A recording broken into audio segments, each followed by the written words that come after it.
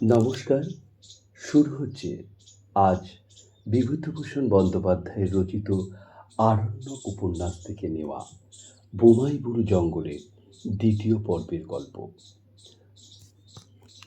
হুজুর, পরদিন রাত্রে আমি নিজে আমিনবাবুর তাঁপিতে শুয়ে সারা রাত্রি জেগে রইলাম। সারা রাত জেগে জরিপের থাকবন্দির হিসেব কষতে লাগলাম। বোধ হয় রাত্রের শেষ দিকে একটু তন্দা এসে থাকবে। হঠাৎ কাছেই একটা কিসের শব্দ শুনে মুখ তুলে চাইলাম। দেখি আমিন সাহেব ঘুমাচ্ছেন ওর খাটে, আর খাটের নিচে কি একটা ঢুকছে। মাথা নিচু করে খাটের নিচে দেখতে গিয়েই চমকে উঠলাম। আধো আলো আধো অন্ধকারের মধ্যে প্রথমটা মনে হলো একটি মেয়ে যেন গুটিসুটি মেরে খাটের তলায় বসে আমার দিকে হাসি মুখে চেয়ে আছে। স্পষ্ট দেখলাম হুজুর, আপনার পায়ে হাত দিয়ে বলতে পারি হুজুর। এমনকি তার মাথায় বেশ কালো চুলের গোছা পর্যন্ত স্পষ্ট দেখেছি।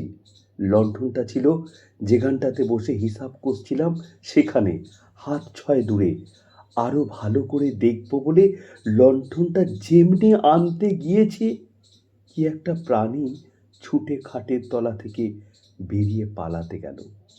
ডোরের কাছে লণ্ঠনের আলোটা বাঁকাভাবে পড়েছিল। সেই আলোতে দেখলাম একটা বড় কুকুর, কিন্তু তার আগাগোড়া সাদা হুজুর। কালোর চিহ্ন কোথাও নেই তার গায়ে।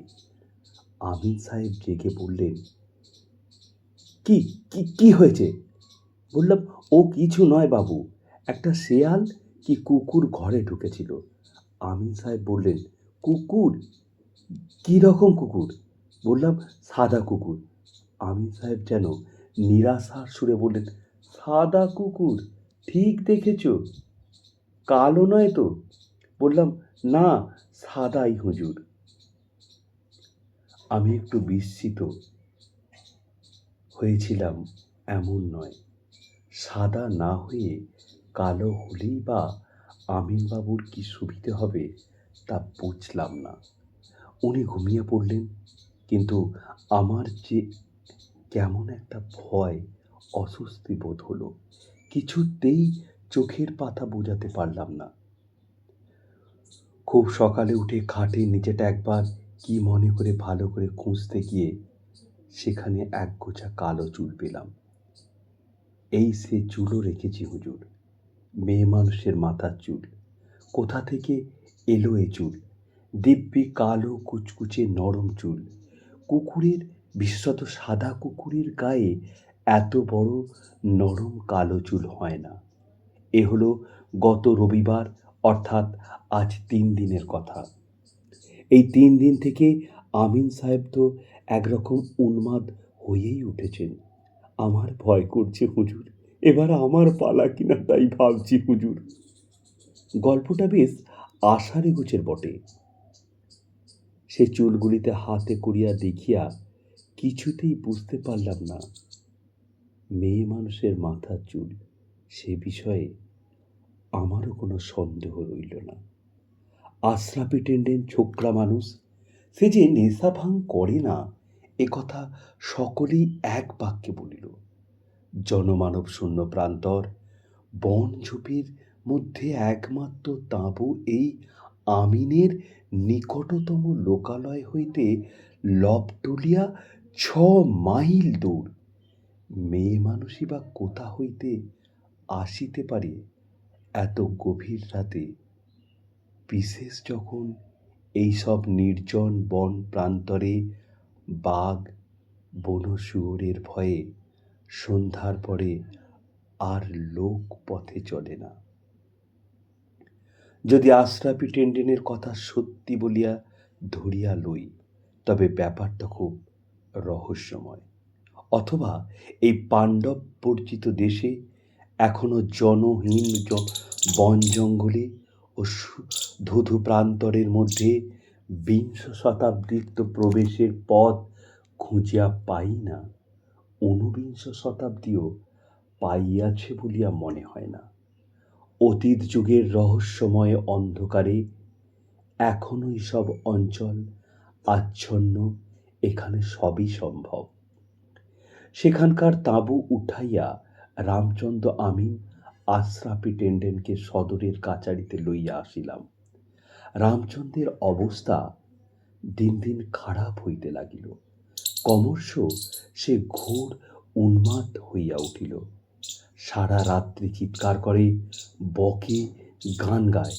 ডাক্তার আনাইয়া দেখাইলাম, কিছুতেই কিছু হইল না।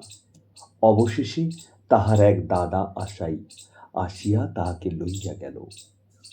এই ঘটনার একটা উপসংহারও আছে, যদিও তা ঘটেছিল বর্তমান ঘটনার 7-8 মাস পরে, তবুও এখানে তাহা বলিয়া রাখি। এই ঘটনার 6 মাস পরে চৈত্র মাসের দিকে দুটি লোক কাছারিতে আমার সঙ্গে দেখা করিল। একজন বৃদ্ধ, বয়স 60-65 কম নয়, অন্যটি তার ছেলে, বয়স 20-22। তাদের বাড়ি বালিয়া জেলায়। আমাদের এখানে আসিয়াছে চুরিমহল ইজারা লইতে, অর্থাৎ আমাদের জঙ্গলে খাজনা দিয়া তাহারা গরু মহিষ চড়াইবে। অন্য সব চুরিমহল তখন বিলি হইয়া গিয়াছে। বোমাইবুরুর জঙ্গলটা তখনও খালি পড়িয়াছিল, সেটাই বন্দোবস্ত করিয়া দিলাম। বৃদ্ধ ছেলেকে লইয়া একদিন মহলা দেখিয়া আসিল, খুব খুশি, বলিল, খুব বড় বড় ঘাস হুজুর, বহুত আচ্ছা জঙ্গল। হুজুরের মেহেরবানি না হলে এমন জঙ্গল মিলিত না। রামচন্দ্র ও আশরাফি টেন্ডেনের কথা তখন আমার মনে ছিল না, থাকলেও বৃদ্ধের নিকট তা হয়তো বলিতাম না, কারণ ভয় পাইয়া সে ভাগিয়া গেলে জমিদারের লোকসান। স্থানীয় লোকেরা কেউই ও জঙ্গল ইজারা লইতে ঘেঁষে না রামচন্দ্র আমিনের সেই ব্যাপারের পরে। মাসখানেক পরে বৈশাখের গোড়ায় একদিন বৃদ্ধ লোকটিকে কাছারিতে আসিয়া হাজির হয়ে মহা রাগত ভাব দেখে তার পেছনে সেই ছেলেটিকে কাঁচুমাচুভাবে দাঁড়িয়ে থাকতে দেখলাম। বললাম, কি ব্যাপার? বৃদ্ধ রাগে কাঁপিতে কাঁপিতে বলিল, এই বাঁদরটিকে নিয়ে এলাম হুজুরের কাছে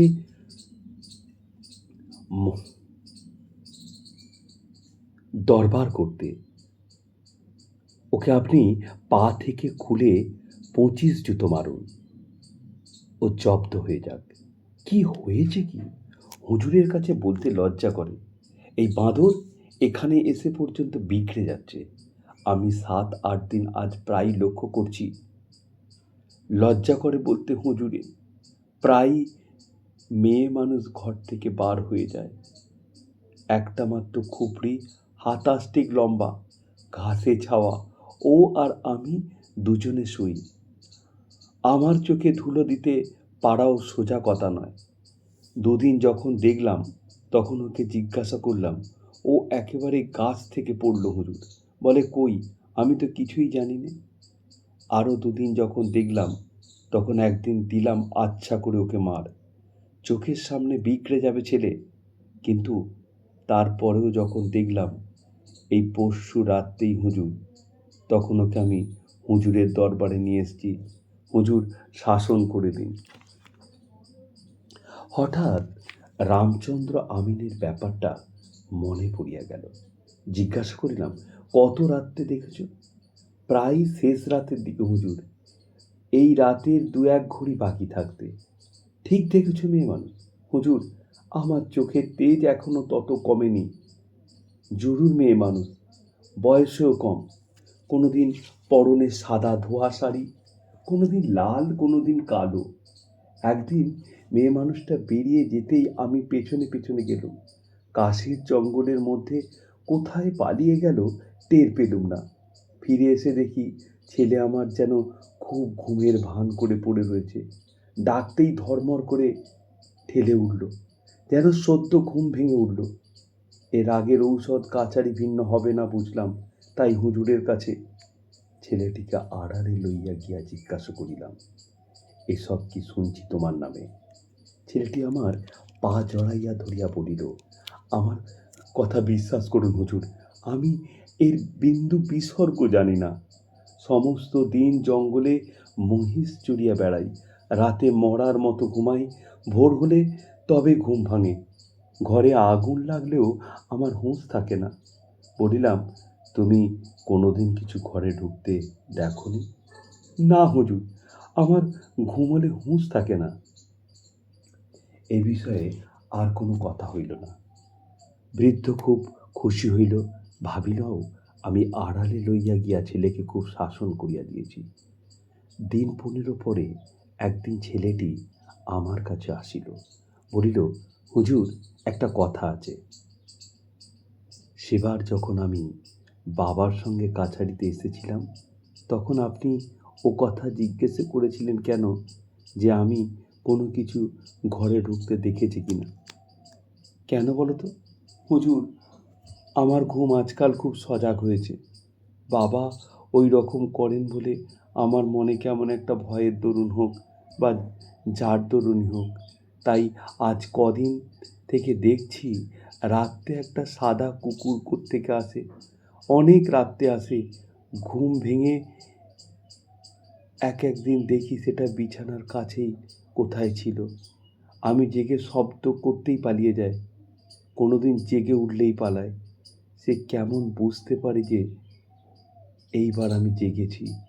এইরকম তো কদিন দেখলুম, কিন্তু কাল রাত্রে হুজুর একটা ব্যাপার ঘটেছে। বাপুজি জানে না, আপনাকে চুপি চুপি বলতে এলো। কাল অনেক রাতে ঘুম ভেঙে দেখি কুকুরটা ঘরে কখন ঢুকেছিল দেখিনি, আস্তে আস্তে ঘর থেকে বার হয়ে যাচ্ছে। সেদিকের কাঠের বেড়ার জানলার মাপে একটা ফাঁক। কুকুর বেরিয়ে যাওয়ার পর বোধহয় পলক ফেলতে যতটা দেরি হয়, তারপরেই আমার সামনের জানলা দিয়ে দেখি একটি মেয়ে মানুষ জানলার পাশ দিয়ে ঘরের পেছনে জঙ্গলের দিকে চলে গেল। আমি তখন বাইরে ছুটে গেলুম, কোথাও কিছু না। বাবাকেও জানাইনি। বুড়ো মানুষ ঘুমোচ্ছে, ব্যাপারটা কি হুজুর বুঝতে পারছি না। আমি তাহাকে আশ্বাস দিলুম, ও কিছু নয়, চোখের ভুল। বলিলাম, যদি তাদের ওখানে থাকতে ভয় করে, তাহারা কাছারিতে আসিয়া শুইতে পারে। ছেলেটি নিজের সাহসহীনতার বোধ করি কিঞ্চিৎ লজ্জিত হইয়া চলিয়া গেল। কিন্তু আমার অস্বস্তি দূর হইল না। ভাবিলাম, এইবার কিছু শুনিলে কাছারি হইতে 2 জন সিপাহী পাঠাইব রাত্রে ওদের কাছে শোইবার জন্য। তখনও বুঝতে পারি নাই জিনিসটা কত সঙ্গীন। দুর্ঘটনা ঘটিয়া গেল অতি অকস্মাৎ এবং অতি অপ্রত্যাশিতভাবে। দিন 3 পরে সকালে সবে বিছানা ছাড়াইয়া উঠিয়াছি, খবর পাইলাম কাল রাত্রে বোমাইপুরের জঙ্গলে বৃদ্ধ ইজারাদারের ছেলেটি মারা গিয়েছে। ঘোড়ায় চড়িয়া আমরা তখনই রওনা হইলাম। গিয়ে দেখি তাহারা যে ঘরটিতে থাকিত, তাহারই পেছনে কাশ ও বন ঝাউ জঙ্গলে ছেলেটির মৃতদেহ তখনও পড়িয়া আছে। মুখে তাহার ভীষণ ভয়, আতঙ্কের চিহ্ন। কি একটা বিভীষিকা দেখিয়া আঁতকাইয়া যেন মরিয়া গিয়াছে। বৃদ্ধের মুখে শুনিলাম, শেষ রাত্রির দিকে উঠিয়া ছেলেকে সে বিছানায় না দেখিয়া তখনই লণ্ঠন ধরিয়া খোঁজাখুঁজি আরম্ভ করে, কিন্তু ভোরের পূর্বে তাহার মৃতদেহ দেখিতে পাওয়া যায় নাই। মনে হয় সে হঠাৎ বিছানা হইতে উঠিয়া কোনো কিছুর অনুসরণ করিয়া সে বনের মধ্যে ঢোকে, কারণ মৃতদেহের কাছে একটা মোটা লাঠি লণ্ঠন পড়িয়াছিল। কিসের অনুসরণ করিয়া সে বনের মধ্যে রাত্রে একা আসিয়াছিল তাহা বলা শক্ত, কারণ নরম বালিমাটির ওপরে ছেলেটির পায়ের দাগ ছাড়া অন্য কোনো পায়ের দাগ নেই, না মানুষের না জানোয়ারের। মৃতদেহ কোনরূপ আঘাতের চিহ্ন ছিল না। বোমাইবুরু জঙ্গলের এই রহস্যময় ব্যাপারের কোনো মীমাংসাই হয় নাই। পুলিশ আসিয়া কিছু করিতে না পারিয়া ফিরিয়া গেল। লোকজনের মনে এমন একটা আতঙ্কের সৃষ্টি করিল, ঘটনাটি যে সন্ধ্যের বহু পূর্ব হইতেই ও অঞ্চলে আর কেহ যায় না। দিন কতক তো এমন হইল যে কাচারিতে একলা নিজের ঘরটিতে শুইয়া বাইরের ধপধপে সাদা ছায়াহীন উদাস নির্জন জ্যোৎস্না রাত্রির দিকে চাহিয়া কেমন একটা অজানা আতঙ্কে প্রাণ কাঁপিয়া উঠিত। মনে হইত কলিকাতায় পালাই, এসব জায়গা ভালো নয়। এর জ্যোৎস্না ভরা নৈশ প্রকৃতি রূপকথার রাক্ষসী রানীর মতো তোমাকে ভুলাইয়া বেঘরে লইয়া গিয়া মারিয়া ফেলিবে। যেন এসব স্থান মানুষের বাসভূমি নয় বটে, কিন্তু ভিন্ন লোকের রহস্যময় অশরীরীয় প্রাণীদের রাজ্য। বহুকাল ধরিয়া তাহারাই বসবাস করিয়া আসিতেছিল। আজ হঠাৎ তাহাদের সেই গোপন রাজ্যে মানুষের অনাধিকার প্রবেশ তাহারা পছন্দ করে নাই। সুযোগ পাইলেই প্রতিহিংসা লইতে ছাড়ে না।